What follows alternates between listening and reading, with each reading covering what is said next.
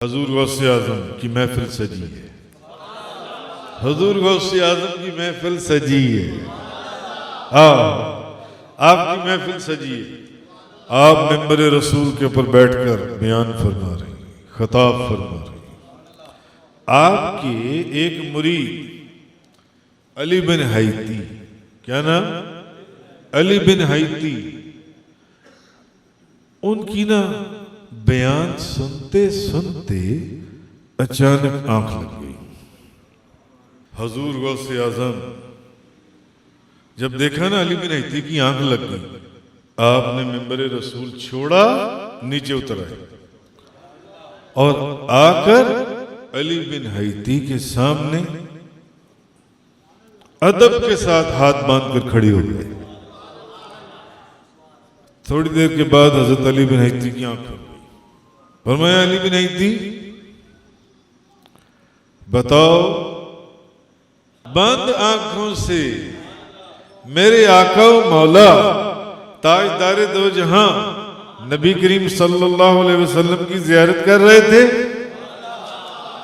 علی بن حیتی فرمانے لگے، حضرت بالکل۔ فرمایا علی بن حیتی، حضور کیا فرما رہے تھے؟ علی بن حیتی فرمانے لگے، حضرت حضور نے فرمایا عبد القادر کی ملازمت کو پکا کر لو اپنے اوپر، عبد القادر کی محفل میں شامل ہونا اپنے اوپر لازم کر لو، لازم کر لو۔ بعد میں لوگوں نے حضرت علی بن حیتی سے پیر بھائیوں نے پوچھا، علی بھائی ہمارے پیر و مرشد، تمہارے پیر و مرشد تمہارے سامنے ہاتھ باندھ کے کیوں کھڑے ہوئے تھے؟